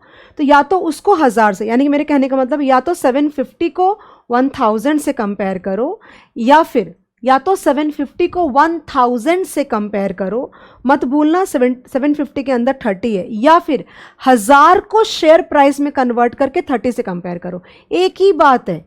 अब यहाँ पे सपोज ये 1000 है, ये 1000 है, ये 750 है और ये 750, निकालो सेम आंसर आएगा तुम्हारा जो 33.33% आया है। 1000 minus 750 divide by 750 into 100, aren't you getting 33.33%? समझा मैंने क्या बोला? मतलब मेरे कहने का है या तुमने 750, ये 750 को तुम सबसे पहले ये बताओ कि ये 750 को तुम किससे कंपेयर कर सकते हो? आज तुमने एक बॉन्ड खरीदा जो कि जाके कन्वर्ट होने वाला है, कितने में खरीदा? 1000 में खरीदा, राइट? अगर तुमको उस 1000 को कंपेयर करना है तो किससे कंपेयर करोगे कि भाई अगर हम 25 शेयर्स खरीदते 30 रुपीज़ पे तो कितने पैसे जाते? 750 जाते। लेकिन कन्वर्टिबल डिबेंचर खरीदा तो 1000 गया, क्यों? बिकॉज उसमें कैश फ्लोज की गारंटी है, कुछ कैश फ्लोज की, जो कि शेयर्स में नहीं मिलेगा। तो या तो bond price and bond equivalent क्या है? ये वाला कंपेयर करो, या फिर उस 1000 को शेयर के प्राइस में कन्वर्ट करके शेयर टू शेयर कंपेयर करो, एक ही मीनिंग है। Okay, then premium over straight value, तो नथिंग, 1000 माइनस 800 बाई 800 इंटू 100 करोगे तो आंसर आ जाएगा। मतलब बेसिकली अगर ये बॉन्ड कन्वर्टेबल नहीं होता तो हम कितना पैसा, तो हमें कितना देना होता? 800। क्योंकि ये कन्वर्टेबल हम कितना दे रहे हैं? 1000, तो कितना प्रीमियम पे करें वो निकाला है। फेवरेबल इनकम डिफरेंशियल पर शेयर, इनकम डिफरेंशियल क्या होगा? इनकम डिफरेंशियल होता, मुझे नहीं पता गाइस लोग कैसे लिखते हैं, coupon minus dividend per share into N. क्यों एन मल्टीप्लाई किया? बिकॉज कूपन 1000 के ऊपर में है, ओके, और तुम्हारे जो शेयर है वो 25, यानी कि मतलब वो 25 शेयर है ना, उस 1000 का इक्विवेलेंट 25 है, तो 25 से मल्टीप्लाई करोगे तभी जाके दोनों पैरेलली कंपेयर कर सकते हो। Look at this, conversion ratio into 1 किया तो basically you get this, and पे बैक पीरियड, अगर तुम इसको मतलब basically it's very simple guys, it's very simple. मतलब बेसिकली तुमने जो एक्स्ट्रा पैसा पे किया ना, तुम्हें जो एक्स्ट्रा है उसको कितने दिनों में तुम रिसीव कर लोगे, वो पे बैक पीरियड होगा। Did you get? क्या लिखा है? फेवरेबल इनकम डिफरेंशियल पर शेयर मांगा है, तो कूपन इंटरेस्ट अगर तुम 99% है ना, 90 माइनस 25 शेयर्स इंटू 1 रुपी करते तो टोटल इनकम डिफरेंशियल आता। समझा मैंने क्या? टोटल इनकम डिफरेंशियल आता। अब टोटल इनकम डिफरेंशियल को अगर तुम डिवाइड कर दोगे किससे? कन्वर्जन रेशियो से, पर शेयर आ जाएगा। ओके, अब तुमने कन्वर्जन प्रीमियम पर शेयर, तुमने जो एक्स्ट्रा 40 माइनस 30 तुमने एक्स्ट्रा पे किया ना, तुमने एक्स्ट्रा 10 रुपया पे किया, तो वो 10 रुपया तुम कितने दिनों में रिकवर कर लोगे? तो पे बैक पीरियड बोल रहे हैं लोग basically. I don't know whether you understand this और not. Basically if you buy the bond, you are earning 2.6 more, you are earning 2.6 more, I hope you get the point। अगर तुम convertible debenture खरीदते हो तो per annum तुम 2.6 पर share ज़्यादा कमाते हो, राइट? लेकिन अगर तुम बॉन्ड खरीदते हो तो शेयर्स के टर्म्स में 10 रुपये ज़्यादा देते हो। तो बोल रहा है कितने दिनों में तुम रिकवर कर लोगे, तो 10 रुपये को 2.6 से डिवाइड करोगे तो पे बैक पीरियड आ जाएगा। Suppose mister A is offered a 10% convertible bond which either can be redeemed after 4 years at a premium of 5% or get converted into 25 equity shares currently trading at 33.5 and expected to grow by 5% each year. You are required to determine the price Mr. A shall be ready to pay for bond if it has expected rate of return is 11%. तो सबसे पहले ना क्या लिखा है देखो यहाँ पे, कहाँ गया वो? 10% is a coupon rate which either can be redeemed after 4 years at a premium of 5%, यानी कि 1000, ये देखो यहाँ पे मैं बनाऊँ, ये बनाने से ही बहुत इजी हो जाता है। 0 1 2 3 this is 4 and this is 4। So basically 10% अगर है तो ये हो गया 100 100 100 100 प्लस 1050। आई बात समझ में? और ये 100 तो यहाँ पे कूपन का आएगा ही, और क्या बोला है? n into MPS. This is what? Now they are saying that into 25, n is 25 equity shares, currently trading at 33.5 यहाँ पे, okay, and expected to grow by 5% each year. समझी बात तुमको मैंने क्या मतलब क्या बोलना चाह रही हूँ? So basically 33.5 into 33.5 plus 5% plus 5% plus 5% plus 5% करोगे तो ये वाली वैल्यू आएगी। उसको तुम मल्टीप्लाई करोगे 25 से तो ये वाला कैश फ्लो आ जाएगा। क्या निकालना है? समय बोला है you are required to determine the minimum price Mr. A shall be ready to pay for bond if it has expected rate of return is 11%। तो तुमको दोनों ब्रांच की प्रेजेंट वैल्यू निकालनी है। देखो निकाला है 33.5 into 1.05 raise to the power 4 into 25, ये पूरा निकल आएगा तुम्हारा। तो ये वैल्यू आ गई। अब ये जो ब्रांच है देखो किया है ना इन्होंने, 100 को 4 बार ही लिया है। देखो ये और ये, और साथ में जो वैल्यू निकाली 1017 लिया और उसकी डिस्काउंटिंग करके वैल्यू निकाली 981, दैट मीन्स ये ब्रांच की वैल्यू निकाली तो आई 981.05। सेम प्लेस पे उन्होंने जब दूसरी ऊपर वाले ब्रांच की जब वैल्यूएशन करी, देखो यहाँ पे मैं कुछ भी नहीं पढ़ रही इसके अंदर में, 104 और 1050 को डिस्काउंटिंग किया तो वैल्यू आई ये। तो इसमें तुमको बताना है कि कौन सा प्राइस वो पे करना चाहेगा आज, यू नो। तो basically I feel that he would want to go for non convertible. Why? Because वो जो ग्रोथ प्रॉस्पेक्ट्स दे रखा है तुमको एनी हाउ बाय डिफॉल्ट, वो 50 रुपये का प्रीमियम जो दिया है ना ऊपर वाले में, बॉन्ड पे 50 रुपीज़ का प्रीमियम तुमको मिलने ही वाला है। ओके, बाय 1050 मतलब कन्फर्म्ड तुमको मिलेगा, राइट। लेकिन अगर तुम कन्वर्ट करते हो तो कितने में स्टॉक बिक पाएगा ये पता नहीं है। क्यों? ये जो एक्सपेक्टेशंस है कि स्टॉक की प्राइस आज 33.5 है, ये 5% पे बढ़ेगा एंड ऑल दैट, तो 4 साल के एंड पे अगर वो नहीं बढ़ा तो तुम्हारे नुकसान लग जाएगा।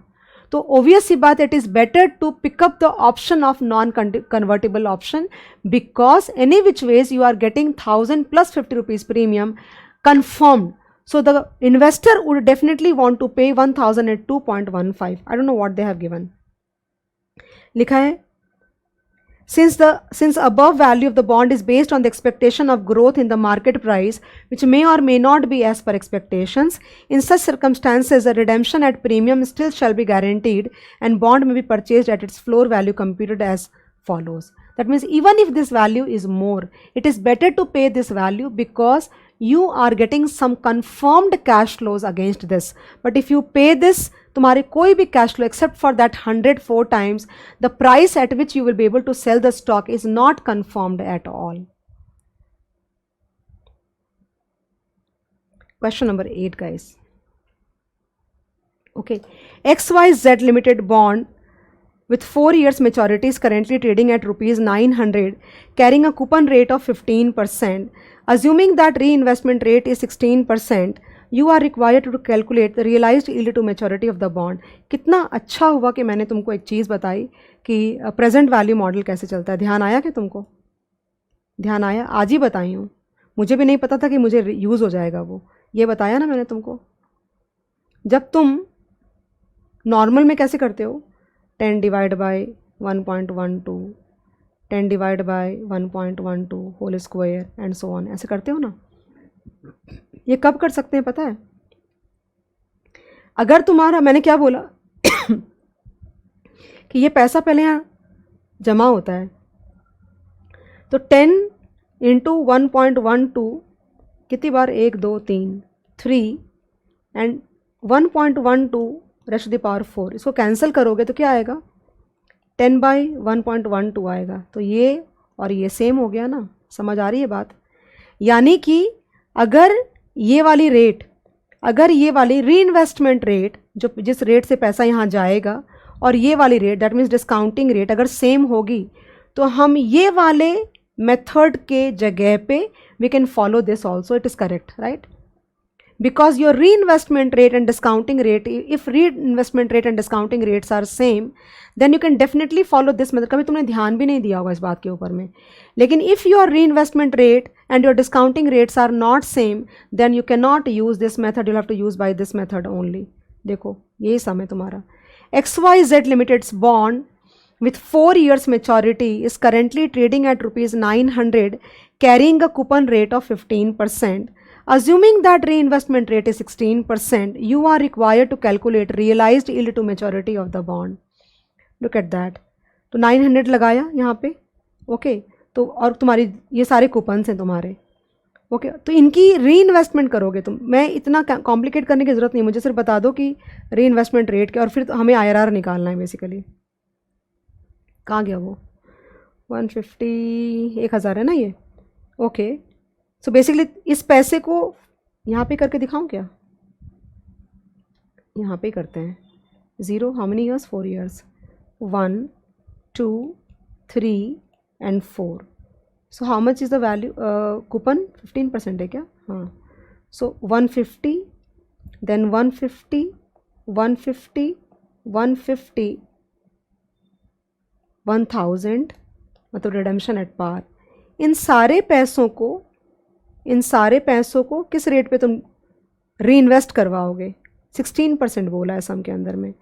तो इन सारे पैसों को तुम यहाँ पे लेके जाओ एट द रेट ऑफ 16। तो कैसे हो जाएगा 150, या फिर ऐसे भी कर सकते हैं, 3 बार इन्वेस्ट हो, ईयर 1 के एंड पे अगर आ रहा है तो 1 2 3 they you will have to reinvest for 3 years for that matter. So 1.16 into 2 time equal to into 150, okay, I get 234। That means this 150 will become, it is such a nice concept actually. ये 234 हो गया तुम्हारा, ये 234 हो गया, ओके। Again 1.16 into equal to into 150 अगर मैं करती हूँ तो आता है ये वाला, ये हो जाएगा 201.84, एंड 150 प्लस 16% अगर मैं करती हूँ तो 174। तो 174 प्लस 201.84 एंड प्लस 234। लेकिन ये जो अमाउंट है इस पर कोई इन्वेस्टमेंट नहीं, बिकॉज ये निकालने का टाइम आ गया। तो प्लस 1150 अगर मैं करती हूँ तो वैल्यू आती है मेरे कैलसी पे आ रहा है 175984, और इनका आया 1760। That's rounding off. अब अपने को ये बताना है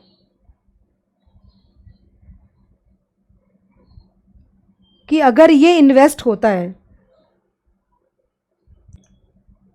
ओके, तो I just want to know कि that if I have invested like 900 rupees here and I am getting 1759.84 और 1760 आफ्टर 4 ईयर्स, IRR निकालना है, कुछ नहीं निकालना तुमको, बहुत इजी है। देखो ये तो बहुत ही ज़्यादा इजी है। 900 किस रेट से ग्रो हुआ 4 साल में, वो ये बन गया, रेट निकालिए, आंसर 18.3% आ गया। सो नाइस ना, I didn't do it like intentionally, मुझे ये ध्यान नहीं था कि दोनों में इतना रिलेशन निकल आएगा, but it became so damn easy for me because वो समझा दिया, तुम्हारे भी दिमाग में 4 बातें थी। Question number 9 guys. So Wonderland Limited has excess cash of 20, this is money market, समझो मनी मार्केट ऐड हुआ था ना बाद में तुम्हारे पोर्शन में, बट बॉन्ड्स के अंदर ही आता है। जिन बच्चों ने क्लासेस ली है उनको पता है कि मैं बॉन्ड्स में मैंने एक सेपरेट लेक्चर लिया हुआ है, ऑल अबाउट डिस्काउंटेड सिक्योरिटीज़, वो पूरा वहाँ पे कवर हो जाता है। पहले से ही पढ़ा रही है, ऐसा नहीं कि अभी पढ़ाना शुरू किया, it's like since I have been teaching that portion already. which it wants to invest in short-term marketable securities. Expenses relating to investment will be 50,000. The securities invested will have an annual yield of 9%. The company seeks your advice as to period of investment so as to earn a pre-tax income of 5%. ये बहुत easy है guys. 20 lakhs पे 5% करो कितना होता है, 1 लाख रुपया होता है। ओके, सो ये इन्होंने इक्वेशन कैसे बनाई है, 20 lakhs into 9%, P is a number of months. Basically क्या पूछा है, period of investment as to earn a pre tax income of 5%। Okay, यानी कि ये बिना खर्चा काटे बगैर है ना, ये बिना खर्चा काटे बगैर है, और ये खर्चा काटने के बाद 5% है। समझ में आई बात? खर्चा before deduction of the expenses it is 9%, but after deduction of the expenses तुम्हारे हाथ में 5%। So 5% of 20 lakh is 1 lakh. तो 20 लाख इंटू 9% इंटू n/12 और p/12 minus 50,000 should be equal to 1 lakh. तो वो 10 मंथ्स आएगा। और ब्रेक इवन अगर निकालना है तो इसको इस 1 लाख को 0 पे सेट करो, ये आंसर आ जाएगा। But it is an important question, it can be asked for 4 marks 5 marks in the paper. पहले से अगर नहीं करा हुआ होगा तो मुझे डाउट है कि तुम एग्जाम के समय पे उतने कम समय में उतना सोच के तुम ब्रेक कर पाओगे। This question again I feel like always this question and one more MP limited sum जिसमें accrued interest का एडजस्टमेंट है, दोनों ही सम मुझे लगता है हमेशा से बहुत इंपॉर्टेंट है, कभी भी आएंगे वो सम दोनों।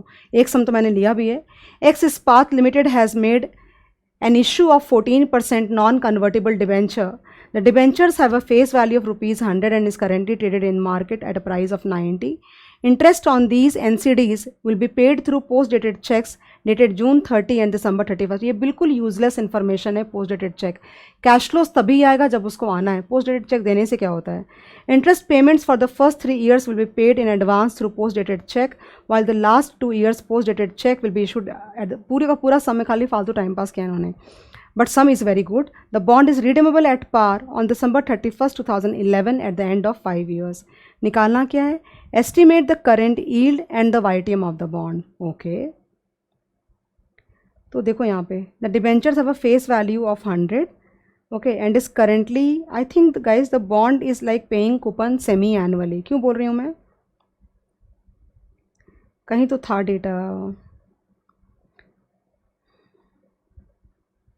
कहीं तो था डेटा. जून 30, देखो यहाँ पे लिखा है interest on these NCDs will be paid through post dated cheques dated June 30 and December 31st. ये semi annual coupon paying bond है. लेकिन ये वाला जो डेटा है ना, ये वाला, ये बिल्कुल बेकार है यहाँ से यहाँ तक. ओके, 5 साल का बॉन्ड है यानी coupon will come 10 times. Okay, that to like अगर बॉन्ड का कूपन अगर 14% ऑन 100 है तो 14 rupees divide by 2 is 7 rupees. 7 rupees 10 बार आएगा, 10 times. Okay, estimate the current yield will be 7 divide by 90 coupon by price. ये आ गया. बट इसको एनुअलाइज, कभी भी रेट है ना, कभी भी जो इंटरेस्ट, जो कोई भी रेट होती है उसको by default as a convention, as a tradition, as a rule हम उसको पर एनम में करके देते हैं. हम कभी भी उसको जैसे 2 महीने की रेट या 1 महीने की रेट नहीं बोलते. तुम अगर किसी बैंक में भी जाओगे ना और बोलोगे मुझे पैसा 2 महीने के लिए बोरो करना है, वो रेट तुमको साल का ही बताएंगे. तो अगर तुम सिंपल इंटरेस्ट मेथड से जाते हो तो कुछ मत करो, इंटू 2 कर दो, आंसर आ जाएगा तुम्हारा. ओके, और ये BEY नहीं है, ये EAY है.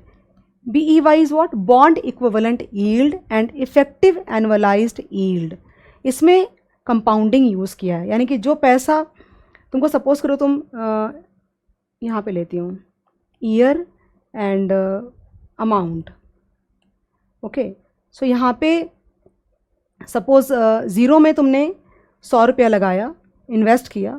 ओके, 6 महीने के बाद सपोज 10% की रेट थी तो 5% तुमको यहाँ पे ये 105 हो गया, और 12 महीने के बाद ये प्लस 5% कर दो तो कितना हो गया? 105 plus 5% will give you 110.25, that is 10.25%. तुमको समझा मैं क्या बोल रही हूँ? रेट बोलने के लिए 10% थी, लेकिन क्योंकि कंपाउंडिंग हुआ इसलिए 10.25 हो गया. सेम लॉजिक ये वाला है. ये 7.78 इंटू 2 करोगे तो सिंपल इंटरेस्ट हुआ. यानी कि जब पता नहीं कैसे बोलूँ मैं तुमको, आई don't know how many of you can catch also. जो मैं कुछ चीज़ें ना इधर फील करने की होती है, आई don't know how many of you can, that's called intuitive learning actually.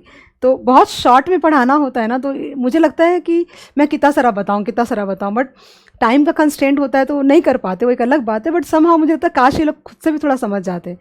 तो अगर सेमी एनुअल की बात हो गई तो ऑब्वियस सी बात है, अज्यूम करो कि एक बॉन्ड है, उसका कूपन मुझे से, अच्छा ठीक है, चलो मेरे को एग्जांपल दिमाग में आया कि सेम बॉन्ड है, केस 1 केस 2. अगर ये बॉन्ड साल में एक ही बार कूपन देता तो क्या मिलता? 14 रुपीज़ एक साथ में मिलता, राइट? तो लेकिन अगर ये बॉन्ड साल में 2 बार कूपन देगा, 30 जून को जब कूपन देगा तो मैं उसको री इन्वेस्ट कर दूंगी ना 6 महीने के लिए, जैसे यहाँ पे किया. तो तुम्हारे हाथ में at the end of the year 14 आएगा कि 14 से ज़्यादा आएगा? 14 से ज़्यादा आएगा. वही वाली चीज़ है ये. So basically this is case 1 if you do not consider the compounding, but if you consider the compounding then it will be 16.17. तो बच्चे पूछते कि मैं कौन सा करूँ, ये करूँ कि ये करूँ. यूजुअली तो मुझे लगता है पहला वाला ही करना चाहिए, सेकंड वाला पता नहीं वो लोग को समझ में आएगा नहीं आएगा, करेंगे नहीं करेंगे. लेकिन हम लोग जब when I was doing my CFA and I was doing my masters in the science of finance, हम सेकंड वाला करते हैं because you know kind of finance में simple interest method is only use for the sake of making the client understand कि भाई compounding इसको क्या समझाएंगे या क्या समझेगा नहीं पता, लेमैन तरीके से. बट यूजुअली अगर तुम सोचोगे तो it has to be effective analysed yield only. Okay, calculate the duration of the NCD. तो कभी भी ये कोशिश मत करना कि 5 साल का निकालो. अगर if the cash flows are 10 times ₹7, the duration should be like period लोगे 1 to 10, कैश फ्लो लोगे 7, 7, 7 और डिस्काउंटिंग फैक्टर लोगे YTM आधे साल का.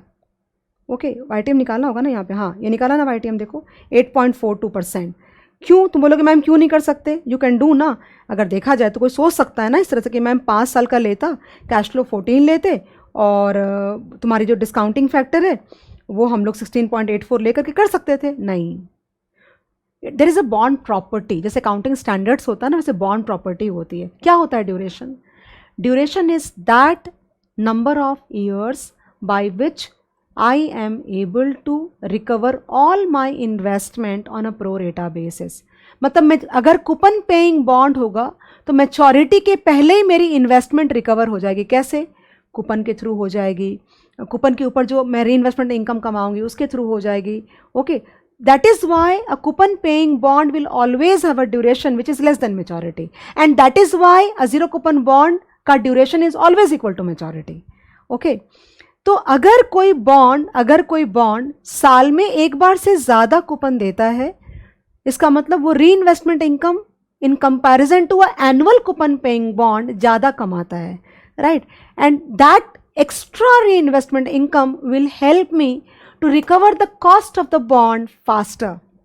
Okay, and that is why the duration, अगर केस 1 केस 2 लेते हो, सारे फीचर्स बॉन्ड के, एक बॉन्ड लो, सारे फीचर्स सेम रहेंगे, सिर्फ एक फ़र्क रहेगा कि एक बॉन्ड साल में 2 बार कूपन देता है और एक बॉन्ड साल में 1 बार कूपन देता है। सेम ही क्वेश्चन करके देख लेना तुम घर में।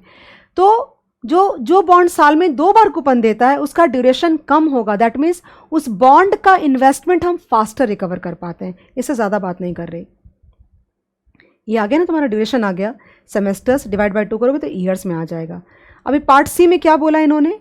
Assuming that intermediate coupon payments are not available for reinvestment, calculate the realised yield on the NCD.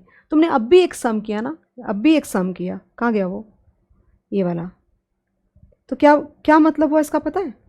ये जो मैंने किया ना, ये वाला, ये जो चीज़ 150 बिकेम वॉट 234 बन गया। क्यों? 16% का तुमने 3 साल का इंटरेस्ट लगाया। लेकिन अगर मैं तुमको ये बोलूं कि ये 16%, मतलब ये जो पैसे हैं ना ये वाले, ये बाय डिफ़ॉल्ट री इन्वेस्ट होते हैं प्रेजेंट वैल्यू मॉडल में, ये मत भूलना तुम। लेकिन अगर मैं तुमको बोलूं कि नहीं ये री इन्वेस्ट नहीं हो रहा है, तो क्या हो जाएगा? 150, 150, 150, 150, 1000, कितना हो गया? 300, 300, 600, 1600 होगा, ना कि 1760.50 होगा। अग्री? तो 1600 को 900 से इक्वेट करोगे तो तुम्हारा निकल जाएगा, जैसे तुमने यहाँ पे किया है ना। तो 1760 क्यों बन गया? बिकॉज इसके ऊपर री इन्वेस्टमेंट इनकम आई इसके अंदर, राइट? तो सब में वो वहाँ पे क्या बोला कि अगर री इन्वेस्टमेंट इनकम नहीं है तो रियलाइज यील्ड निकालो। सेम चीज़ करनी है, लेकिन उसको मतलब सारी चीज़ों का शायद ज़िंदगी में फॉर्मूला नहीं होता है, और ये बात मैं कैसे बताऊँ मुझे भी नहीं पता। 7 × 70, देन ये ऐड कर दिया और 90 को 170 से इक्वेट कर दिया। वहाँ 1/4 था तो तुमने 2 बार स्क्वायर रूट करके सॉल्व कर लिया। इसका तुमको IRR निकालना पड़ेगा। IRR कैसे निकालते ये मैं नहीं समझा रही। Okay, and with this today's lecture of bond revision gets over. एक बात सिर्फ ख़त्म करने के पहले, that please write and practice. If you do not write then you will not be able to write in the paper again and again. मैं same बातें दोहराती रहती हूँ, लेकिन प्लीज़ लिखो और प्रैक्टिस करो। And before winding up, one most important point, एक सम कन्वेक्सिटी का अच्छे से करके जाओ। मुझे लगता है इस बार कन्वेक्सिटी पेपर में आना चाहिए। अगर तुमको कन्वेक्सिटी नहीं आता है then there is one video of almost like 40 minutes, half an hour, may be 1 hour on my YouTube channel only. Okay, detail में पूरा इतना ज़्यादा अच्छा समझाया है कि मुझे नहीं लगता वो वीडियो देखने के बाद तुमको कुछ भी डाउट आएगा। एग्जाम में भी एक सम कन्वेक्सिटी का प्रॉपर आया हुआ है, कौन से टर्म में आया मैं ये तो नहीं बता पाऊँगी, हाँ क्वेश्चन मुझे ज़रूर पता है। वो वीडियो देखने के बाद इंस्टीट्यूट का वो सम भी तुम बिल्कुल इजीली कर पाओगे। सो प्लीज़ कन्वेक्सिटी का भी एक सम प्लीज़ करके रिवाइज करके जाना। Okay, thank you so much.